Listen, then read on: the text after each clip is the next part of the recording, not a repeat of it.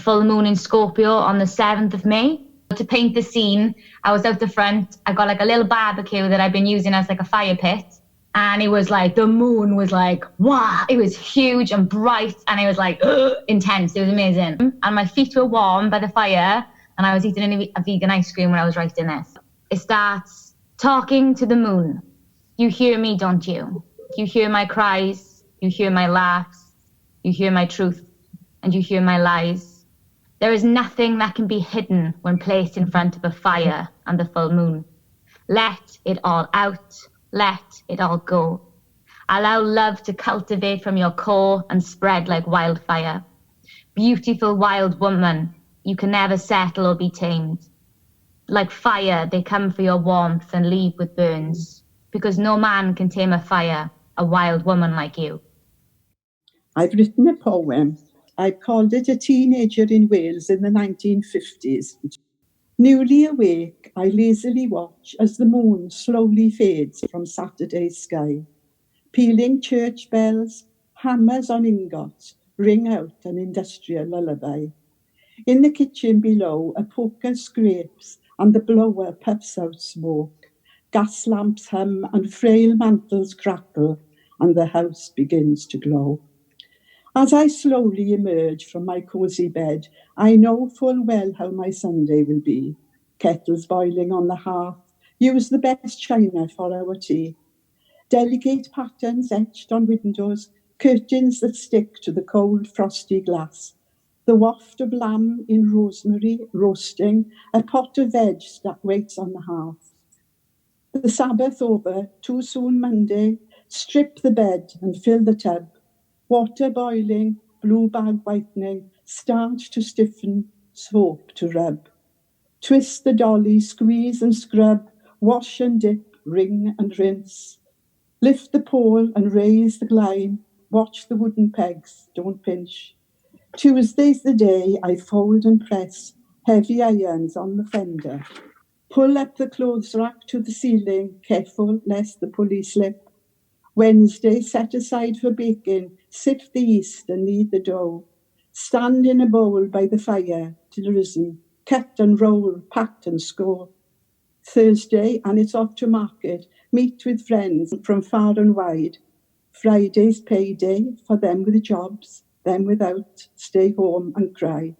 Saturday comes around once more, ballroom dancing at the Ritz. Or if you have a serious boyfriend, a back row seat at the local flicks. This is a monologue that I wrote, my very first one, for Estelle's project in uni. And we were told to pick a song and try and relate to that song in some way of a poem or a monologue or just writing exercise. So there's some bits that a lot of you may not know because it's a song that I love from Slipknot called Sulphur. So it's based on my life with the lyrics of the song as well. My guilt and my shame always sell me short when I need them to back me up. My face and my soul always wear me thin enough to push me to that edge where I can taste the fresh water below me. This isn't who I want to be. The longest time in my life are the ones where I sit through and doubt myself, where I've never ever been good enough for this world. I'll wait and I'll pray that I'm wrong. I know exactly what's going on. People, that's the problem. Always with their comments, opinions, always opening their big shit-filled mouths, loaded with unlimited amount of ammo-shelled comments, locked and aimed directly in my sights. I'll do whatever I want, say what I want, even stay alone. Every decision I make are untouchable and tainted by the words of unwanted guests. I am going to suffer for the rest of my life, but I know a way to survive. You love to see me fail and fail and fail, just to boost your ego, but I have forgotten one important detail. I have been a failure, and I know what it's like to be at Hell's Gate. I've witnessed the Horned One as I stood by his side and watched as the whole world continued, whilst I trapped inside my own prison, screaming, begging to be let out. No one came. The devil took me by his hand and gave me a choice. I could take it or leave it or die. My life is undone and unfinished. My gods are untrue. Where were they when I needed them? I don't need them now, not ever. I'm safe by who cares? I certainly don't. I'm going to get the last laugh when I'm buried alive. There's always going to be something inside of me that feels like breathing in sulfur. I'm shaking. Give it a shake out. Give it a shake out. I'm good. I'm really proud of you. Really, Thank you. Thank you so much for sharing that. Thank you. My place, my beach, my nature. Peace, silence, thoughts wander. Deep breath, listen. Sounds of the waves crashing, a long salty swim. Sounds of birds, trees whooshing, nature growing. The lively sea asks for the same respect and love that we do. The personalities of the trees surround us, comfort us, they're one of us. At the edge of the waves, surf collects, a precarious place to balance, a position the surfer respects. Adrenaline courses through veins, no calm after the storm. He loses as much as he gains. The boom of the sea fills his ears. How long can he stand on his own 2 feet, riding the waves of his fears? He mounts the crest of a wave, crashes, then starts again. The excitement of the challenge to crave. Salt encrusts his lip, dry, cracked and bleeding, knowing he could die with one slip. Life on the crest of a wave, at the very edge of the surf, his trembling lip says, be brave. Poem written by a Welshman, a guy born in a pub in the dock area of Newport called W.H. Davis, and he ended up being a bit of a tramp and a hobo travelling on America and lost part of his leg jumping off a train and all that. But he wrote the poem that's proving to be very popular at the moment. You might remember it from a TV advert some years ago. What is life if full of care? We have no time to stand and stare, called Pleasure. And that made me think, okay, that's popular. What is life if full of care? We have no time to stand and stare. And then he goes on, and in the last couplet, because it's a series of couplets, a poor life this is, if full of care, we have no time to stand and stare. So he's emphasizing taking time to stop, taking time to stand and to stare, just taking time. So then I move on and think, okay, what am I taking time to stand and stare at in this lockdown? What am I taking time out to look at? What am I standing and staring at? Well, it's easy to think, maybe what you've done up until now, I'm not 100% sure, but it's great to have a place that we can go from everywhere, from the everyday. A place to stand and stare that's away from day-to-day experiences, that's away from where we're at, that's away from day-to-day life. But one thing I found particularly in my own case is that I've enjoyed the familiar in a new way. Not going somewhere out of the familiar, as important as that is. I have my go-to places. I have my places I like to escape to or to retreat to. But I've really enjoyed discovering the familiar, what's already around me, what's already been and always been around me.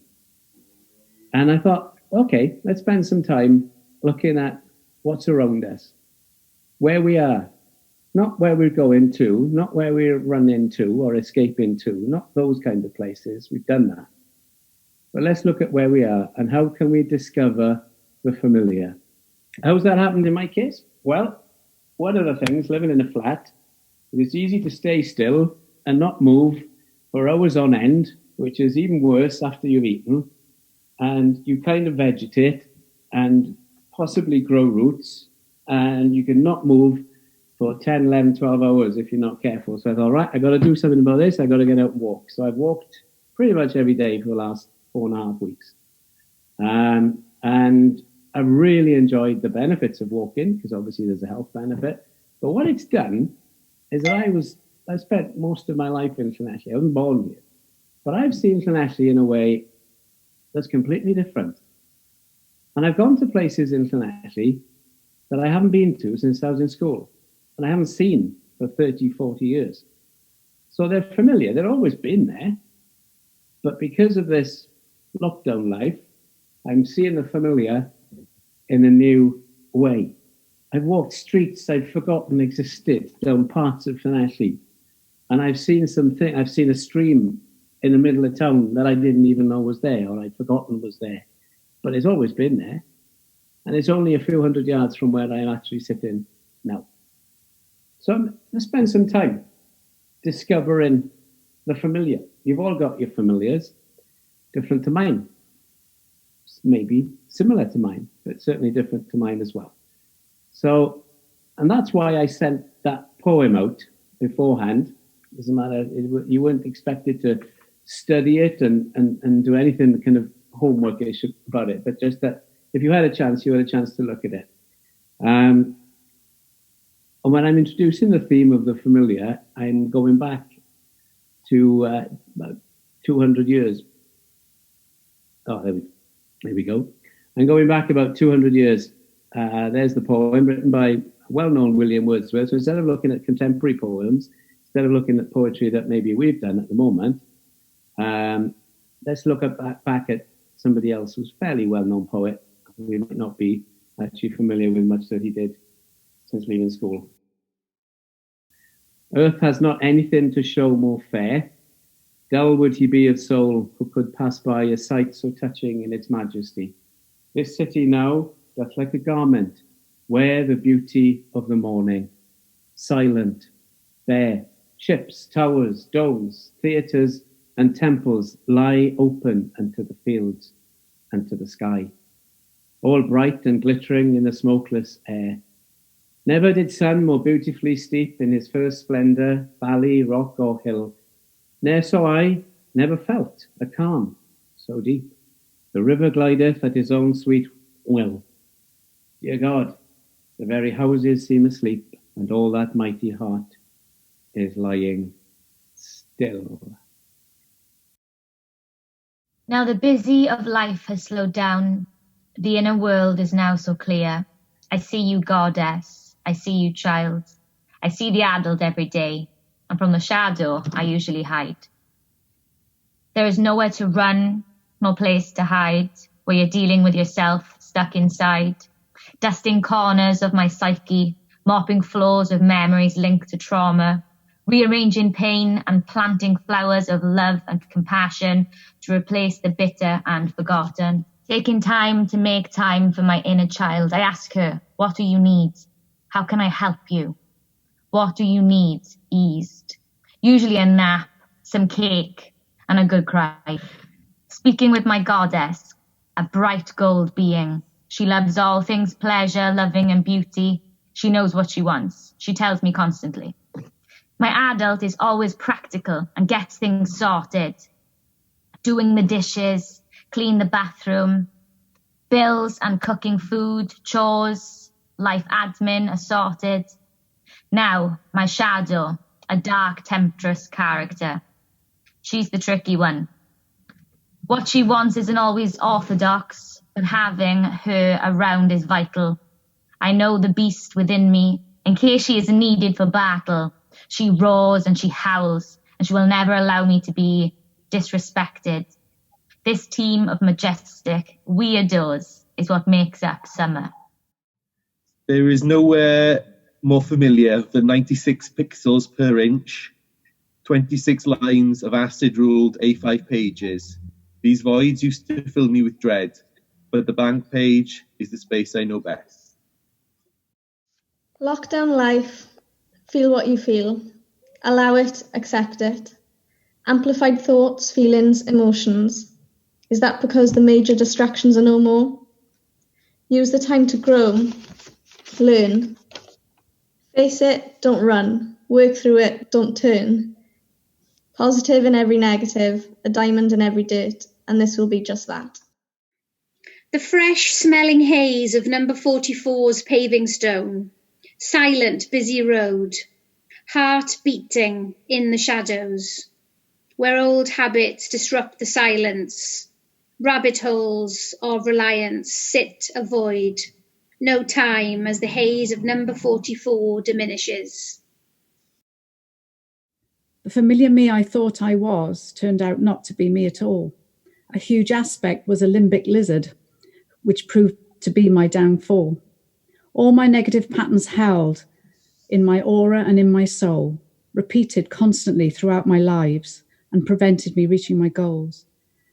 The lizard was even in my neck, stopped me grinning from ear to ear, so my smile was just on the front of my face, didn't quite reach round to the rear.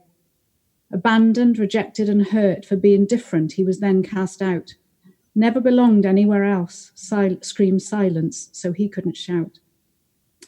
Now he is gone, I found me. I'm a blank canvas ready for colour. A new book ready to be written. A life that couldn't be less duller.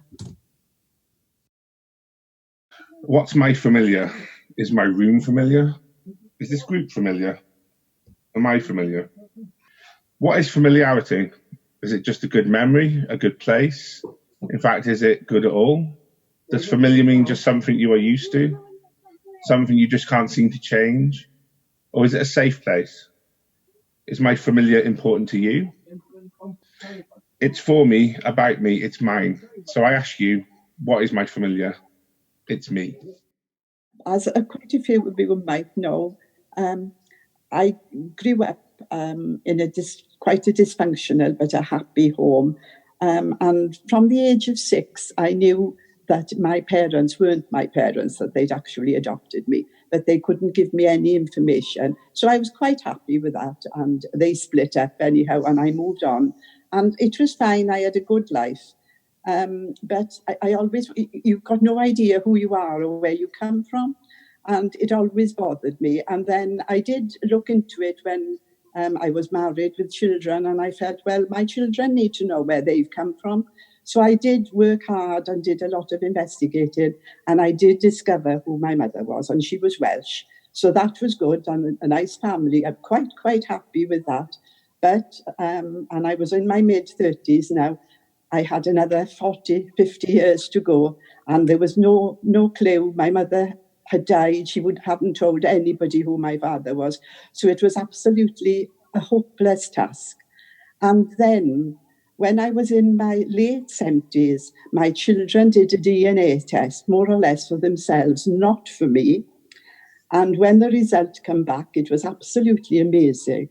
My father had been a Jew from the Ukrainian who had come over just before the war. We had to put the story together then, but there was more Jewish in me than there was Welsh in me, and I'd been brought up totally Welsh. But strangely enough, this healed a big wound. And I did go on to meet my Jewish family, and I have got a history going back to the year dot, and it's absolutely wonderful. And I emerged at the age of 80 like a butterfly from a chrysalis. My town, Tin Town, town of school caps and Saturday cinemas, Stradi pilgrimages and Sunday school, 1,000 colourful yesterdays. But as years roll on, the details fade back into the bricks. The colour seeps back into the steel. The life is drained by concrete. I see the shops, the offices, the pedestrianised streets, the roads, car parks and takeaways, but nothing more. Through the mists of the COVID cloud, the fog of time is lifting, and yesterdays come into shape, slowly, slowly, showing me my today, my here, my now, around about me. The thing is, we don't talk about ourselves. We show a side, and this is the side that becomes familiar to people. And just to be able to come now and be me, and I think for the first time in my life, I am able to be me, because up until now, I didn't know exactly who me was. And it's having the freedom not only to be me, but to talk about me. And it's just wonderful. being involved in PSU has done me an awful lot of good. And I love all of you, and I do admire every one of you, because you trust each other, you trust me with your innermost thoughts and feelings. And that is what is being familiar. It's not knowing the surface or the apparition, as Aline said.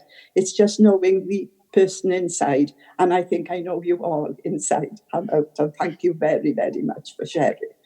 Thank you. Familiar has become unfamiliar. Our daily visits are a memory. Face-to-face conversation is a Zoom call. Day out is a Tesco trip. However, a chance for the unfamiliar to become familiar. To look within. Face it, don't run. Work through it, don't turn. Positive in every negative. A diamond in every dirt. And this is just that. A long poem, and again another. Step back beyond bygone mentalities to the cardboard cutout conspiracist, divulging declassified document, entrenched between ego and entertainment, Facebook forming fictions of grand gargantuan generalized, horror stories harnessing our hate, indignation, intolerance, and idiocy. Just jolly jokes, not Ku Klux Kung flu. Love letters of loathing, more morose meanings drive our narrow-minded narratives, nudging over ordered self-society of petrified people clinging pedantically to quarantine questions of quasi-realism. Really? Rest assured, someone somewhere saw it, with their own tiny thought-filled eyes, under untied untruths, vicariously with visions vilifying Wuhan through Western words, like Xerox lies on X-ray cries of xenophobia, YouTubed yearning and hurtling towards your oblivion, zephyred into zealous zombies. You can believe what you want, but it doesn't make it the truth. Something magical and crazy happened this week. I had a past life regression, and I found out, and whatever you believe in, I respect, but I am shook by the evidence. So I did the past life regression and I have the recording, and then I did a bit of Googling, and apparently she was a silent film star between the 1930s, and she died when it was in the 1980s. Her name was Gloria Swanson, and the more that I've Googled and looked into it, even to the point where she used to love having peacock feathers on her costume, and I have a peacock feather tattooed on my arm. So yeah, it's been a bit of a crazy whirlwind, but it's made me feel really comfortable, even more so in my soul, because I am a very sparkly, performative person, and I've always have been, really. And the more that I've tried to hide from it, the more that I've been unhappy. So yeah, it's been a very magical week. I've always been in lockdown, being such an oddball, never quite fitting, always apart, ascetically escaping within myself after each traumatic event that life shocks me with, and the unnecessary cruelty that is forever perpetrated by man.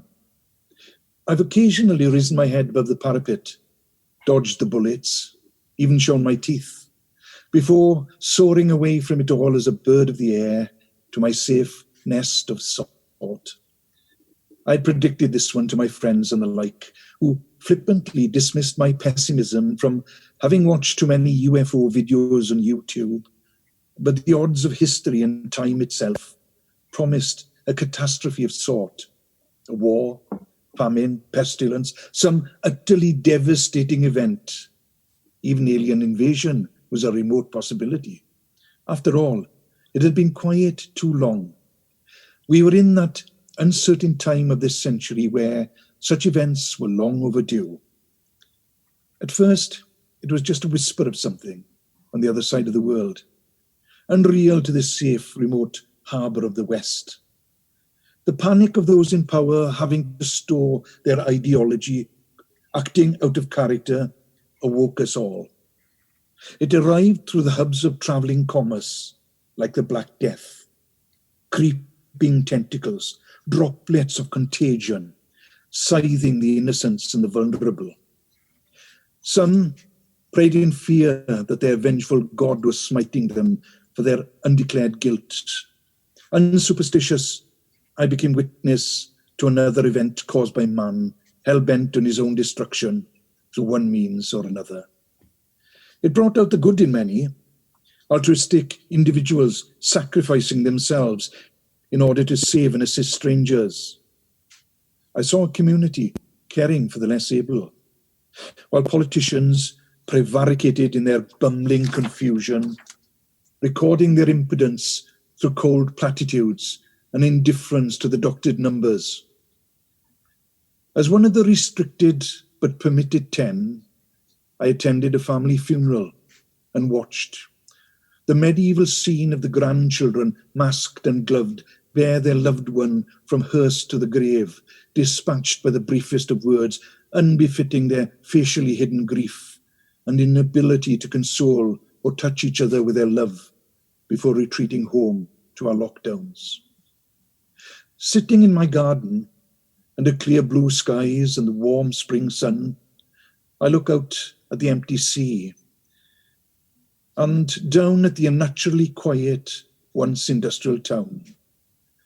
On this hill, I am serenaded by melodies of birdsong, punctuated by the occasional scream of sirens, or the voices of the furloughed, safe distancing neighbours conversing across the privet hedges as they once did in my childhood.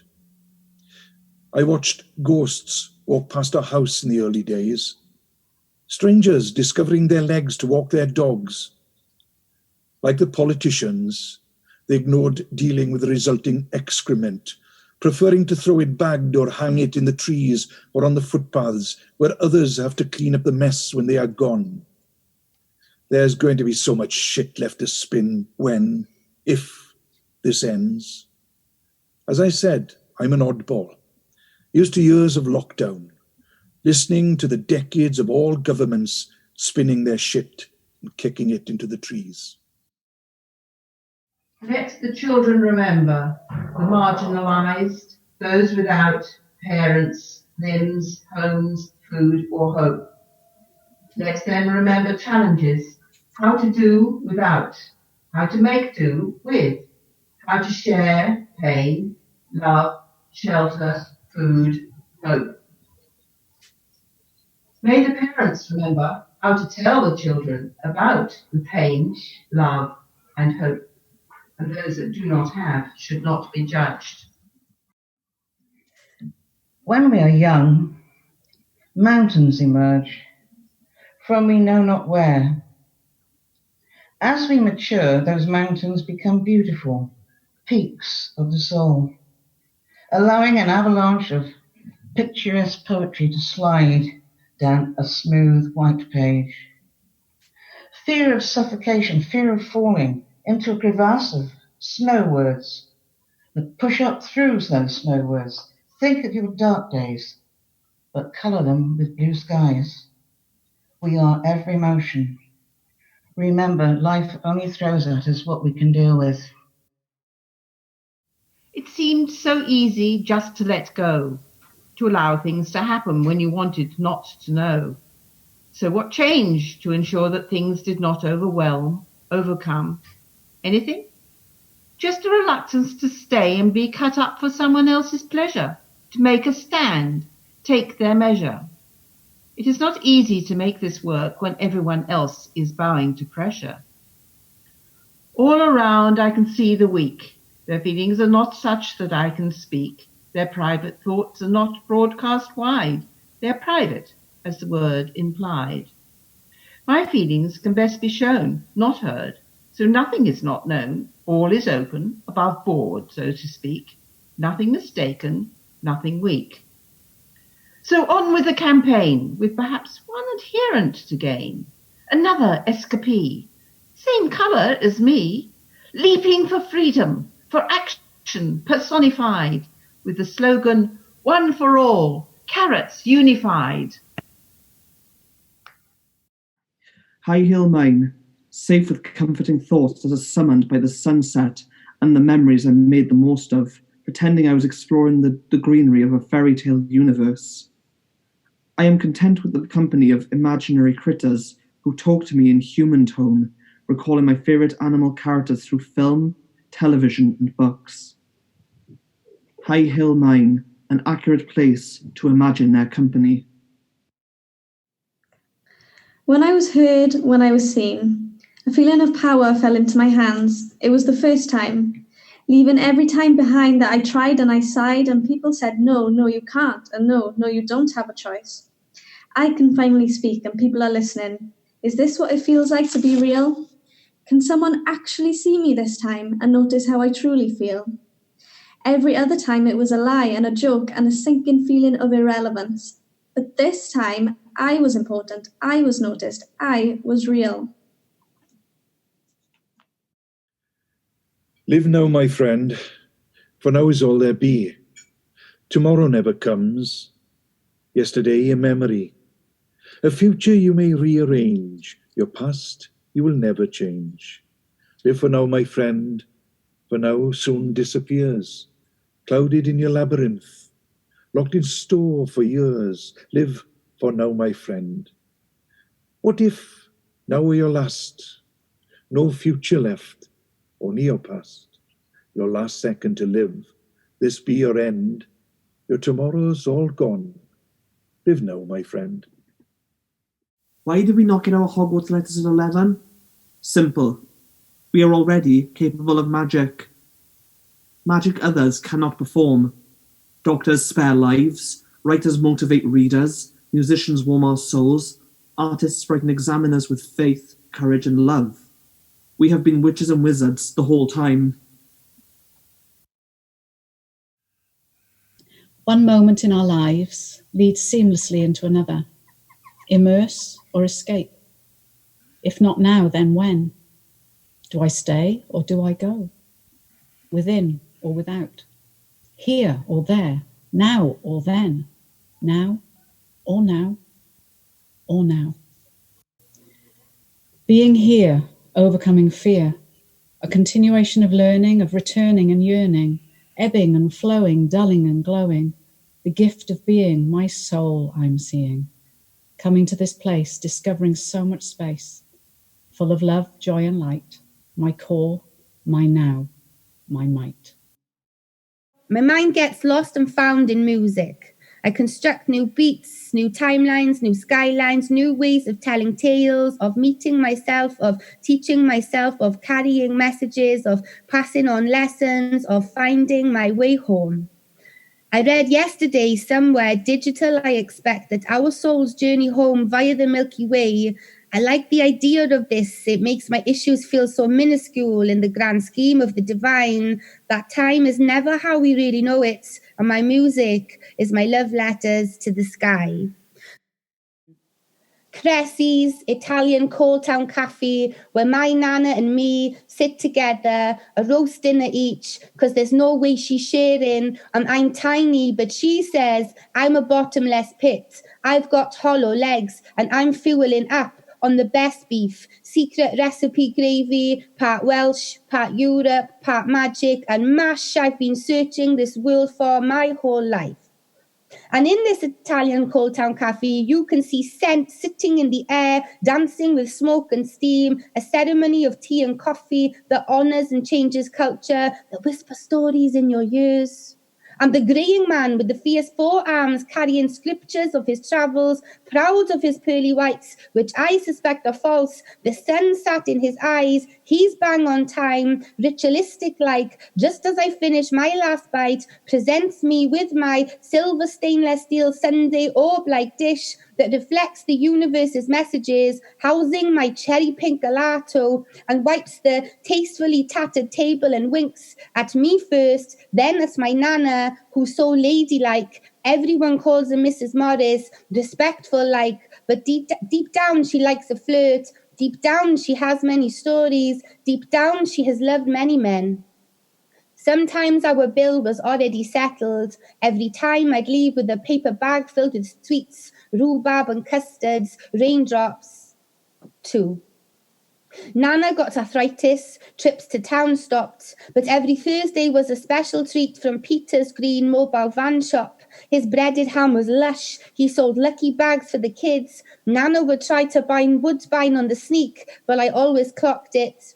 The batch bread's dusty white powder, just as fairy dust jam donuts, but my favourite was the custard slices. Huge messy magic, thick slabs of icing that you'd have to scrape off your fingers with your teeth. Your tongue worked hard to scoop out the body. You'd invent new ways of eating it every time. 3. Nana got dementia. I a bit blamed myself. She must have started clocking me. I ran away from that cold town at 16. I got a passport. I passed and failed exams. I caught planes and slept on sofas. I hated my Welshness. I needed to see the sun in people's eyes. I accidentally ended up in Pontypridd, and on that day it was like I had never seen clouds before, like big white gods sat in the baby blue sky. I think it was the first time I feel hiraeth in this parallel coal town, so much safer than mine. This coal town girl who speaks stone and slate, butty and bravado, love and landscape, coal and colli, and I find the princes. I stop dead at the window, pastries of paradise, creams for coal town queens. I walk in slow motion, drenched by the Art Deco design, my state dreamlike, stirred by curiosity of things past, summoned to be present. I'm aware that I am planting seeds for my future, face to face with an archangel in the form of the original ornate copper water boiler, sat all-seeing on the counter, my new altar. And I fuel up on roast beef dinner, secret recipe gravy, part Welsh, part Europe, part magic. And their custard slices have added dimensions of strawberry jam. They will become my daughter's favourite treats. We will sit together and feast in this spiritual hotspot, in this, our coal town community, where we see the sun in people's eyes. And I will hunter-gather extra dimensional custard slices on the days I work too late. I am still searching the world for that mash. My nana still grafts and guides. We haven't yet ended the war on women, but I can settle all my own bills. Inhabitants of the wild, by what chance can we visit them? Mansions, restaurants, on the floor. Animal and man could have had the chance to befriend, but man held the knife, man set the trigger. Savagery made us food to those who kill when they need to kill. Which race is the more brutal? Where are we? Why are we here? Cold walls, ceilings on the floor. Meeting place, that's rich. Who would want to meet here? Wallpaper with child scribbles adorning the walls. Can we go back now? Back home, I don't like it. So I telephoned you. Can I come and stay? Suitcase packed, goodbye. The smell of home reaches my entire self. The passageway, mirror right, I look. Upstairs to the orange room, I put my case down, look out into the garden, safe. Going back in time, the backwater, the bricks, the mortar, the outside loo, arms that embrace across the room, warm drinks, big, stodgy dinners. Afternoon tea with Aggie, who takes 9 sugars with her tea, malted milk biscuits. The black and white TV in the corner of the room, we watch the wrestling. The thought of walking down that long road, the people, the smell, the steps, the shops, factories, the hellos, I wave, I smile. How's your granddad? Eddie the junk man, I can see it all now, the corner I turn. Only one more walk. I get excited, happy, almost there to the gate. Side by side, you're both waiting for me to come home. Bored in tin towns, with thin frowns, gathered gossips, in small towns, small minds, everyone knows your name, knows your shame. For some unknown reason, the opposite of cheers, I wanted to be in a place where nobody knew my name, somewhere I could bury my shame. But in God's own country, staring at peaks below and dales above, I felt hiraeth, gravitating as closely as I could to Wales, Sheffield. This green and pretty steel city was just a valley magnified and blown up. Accents change, not a million miles from home, but still far enough to make me want to come back. I search for home, on the border, staring across the Dee. I search for home, In people, in faces, in places. I searched for home in postcodes. I searched for home back home, but eventually I realised I never left. Eventually I realised that it was always in me. The smell of the Arga welcomed my little feet. A terraced house of warmth in Little Canada. It was actually Pontrydyfen, but my Uncle Peter always called it Little Canada. A place I felt safe. My Auntie Gaynor would help me with my English. My Uncle Peter showed me how to muck out the horses. I loved the smell of horse poo. I preferred the poo to the horse. There was a little black china doll who sat on top of the wardrobe. She watched me through one eye, legs dangling over the wooden squeaky swing. The smell of pine trees, the sound of Annie the Jew next door as she hung out the nylon aprons. My Uncle Peter still calls her Annie the Jew. I still have no idea why. There is a sadness now hanging over the Arga, as Auntie Gaynor is no longer there. The spirit of Italia first mingled with Cymru when Roman traders emptied wine urns and rolls of silk on the bobbing jetties of the Usk. When steadfast map makers sketched the subtle contours of the shifting Pembroke headlands, and Roman engineers pumped annoying seeping water from clefts in those mine shafts promising nuggets of gold. And they lay a cobbled highway from Neath to Anglesey, through forests, across mountains, and towards an eternal dream. The Smith monthly supermarket soft shopping trip to Hereford, the big city for us country kids, the metropolis for borderline Wales, the Matterbow, such an exotic name for a Formica cafe, always bribed with this treat. Foggy steamed up windows, coffee aroma permeates the air, loud and echoey. Greeted by a rainbow of milkshake optics, vanilla, lime, strawberry, raspberry, chocolate, banana. I wanted them all, except banana, but had to choose. I tried them all each time we went, except banana. Voices loud and echoey drowned out by the milk frother that sounded like an alien gargling and spitting. Fighting with my brothers to sit on the bench, as opposed to the plastic chairs. Needing 2 booths because we were 6.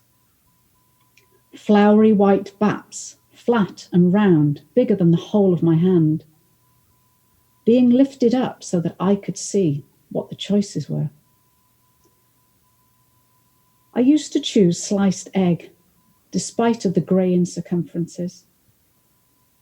Now I know that they left the shells on for too long. Salad cream, never mayo. Mayo didn't exist. A 3-course meal, milkshake, bap, and pudding. Oh, the pudding. A custard slice. Squish, out plops the custard.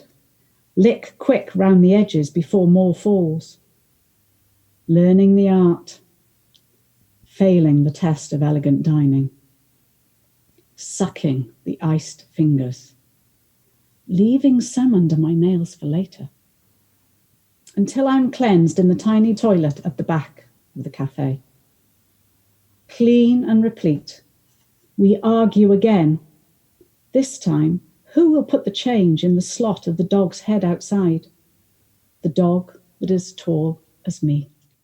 Being a child, Godra Graig, making up a dance parents forced to watch, hide and seek, touch, scooters, bikes, cold nights, warm nights, parks, running around, no tiredness, constant vivid dreams, dream journals, grandmother, Ethiopia, grandfather, gone but connected, differences and similarities, goldfish, many goldfish, growth, being a child versus now, travel, dreams of traveling the world from day one until now, a dream that won't die, people, places, passion.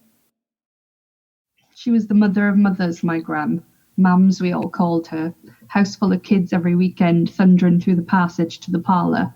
She'd scream at us, "Watch my lights," when we'd shake the ceilings from our feet banging, knocking dust down from the dangling crystal chandelier she bought to make her feel posh. La-di-da, she called them. 9 grown-ups semi-circled in the living room, sipping cuppas. Haze of smoke so thick in there you can't see from the waist up. There's a painting on the wall behind her, something about ice skaters, but the ice is yellow now, from people smoking rolls made with green Rizzlers and Sworden filters. In those days, as a young boy, I would go on Saturdays with my father to visit my grandmother in Llanelli. Sometimes by train, sometimes by bus. We'd always stop at the first pub when arriving in Llanelli for my father to quench his thirst. Then, if hungry, go into the faggots and peas shop on the end of the old market. It was aesthetically bare inside, with 4 rows of wooden long tables and long benches either side. On the tables sat a bottle of vinegar and a pepper cellar. The rough walls were painted white with calch. On one wall sat a picture of a Christ-like figure holding a lantern that looked down on you as you ate, watching every mouthful. Later I discovered it was a pre-Raphaelite painting called The Lantern of the World by William Holden Hunt. But the one in the shop was black and white. There were few things on the menu, faggots and peas, an apple tart for afters, nothing else. The waitress appeared from behind a curtain with a steaming hot food to then disappear again, like somewhere exotic existed behind it. One day, after my mum and dad had separated, we were walking through the market, my mum, my grandparents, her mum and dad, and myself. We went into the faggots and peas shop for food. As we entered, she saw my father sitting there on his own, eating. She cried.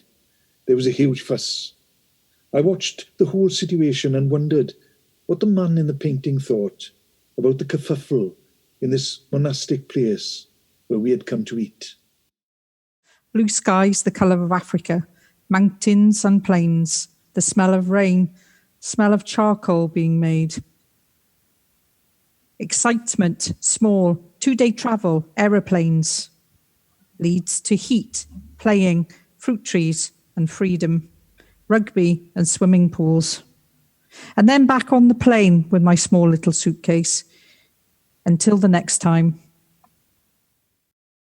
The ancients gifted me crystals, 1 ruby red and 1 limelight green. They said, hold this power and grounding, passion and grit, freedom and faith. We place this dome around you. No further damage can be made.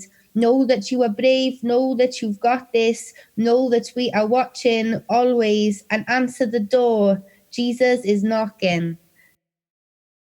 I've got dyslexia and a slight dyslexia. I've never been diagnosed, but I know that's what it is. And I always loved words and I always loved to write. But, going through the school, not being able to spell, which was the main problem. I could read, but I couldn't spell. I still can't. And it sapped my confidence. I don't have any confidence in my writing. And people speak up seemed to be a really good way of just easing into that space. I mean, the older you get, the less able you are to do strenuous things like, with the art and things like that. It seemed like a way of still being creative, doing the writing, but maybe not having to have the strength, because my knees were giving up and all that sort of thing. I wasn't sure I had anything to say, and that was another thing. And I think the sessions convinced me that maybe I did have something to say, and maybe I could do some writing, and not that it would necessarily be any good, but just it would release something maybe in me. over this summer now, I must have written about 15 poems. And I've never done poetry before, so I must have written about 15 poems. I don't know how good they are or anything like that, but it's been kind of a way of distilling experience, distilling what's happening. I have always written things, always written reports and written artist statements and written accounts and things like that. People do say that when I write quite well, but they've never seemed to be creative things, you know what I mean? They just seem to be what you do when you're asked to do it. And you sit down with trepidation. Well, I do anyway. Any kind of writing involves a big effort to kind of do it. Oh no, I've got to write. And I mean, I still think that I'm crippled in a way by the dyslexia, because what I used to do, one of my coping strategies was to write round words that I couldn't spell. So I knew my vocabulary was amazing, really. I know it was when I was a child. I knew what things meant that other people could spell but didn't have a clue what they meant. And I couldn't spell them, I couldn't write them. And you got penalised for making a spelling mistake. So it wasn't until I met my English teacher at secondary school. She said, just write it down. She said, I'll know what it is. And I actually got an A at A level, and you did a special English at the time, and I got a grade 2 for that, merit for that special English, which is sort of an extra exam. And that was because she just sort of said, go for it and do it. But still, I think I've been crippled. My style has been crippled by that that school experience. We used to have 5 spellings a day, and we had to learn them. And I used to learn them, take them home and learn them. And then we had a test at the end of the week of 25 spellings, one from the week before. Yeah. And if you got lower than 20, you got the cane. I never, ever got them all right. I never, ever got them all right. And I don't know whether I got any that were lower than 20, but I think the teachers knew that I was conscientious and I was trying to learn them. But that terror, I can still recall it, the terror of there were 50 children in the class and you've got cane in front of all these 50. A cup of tea, a biscuit, a ready smile, some music and words, wonderful words, a challenge to listen, to participate, support offered and received, inspiration, wild writers, soulful as well, new people, old friends. We nod at shared experiences, emotions, in sympathy. It's something for me, it's special. And oh, the satisfaction of making. Fun as well and ready laughter. A sense of belonging to something worthwhile and energizing.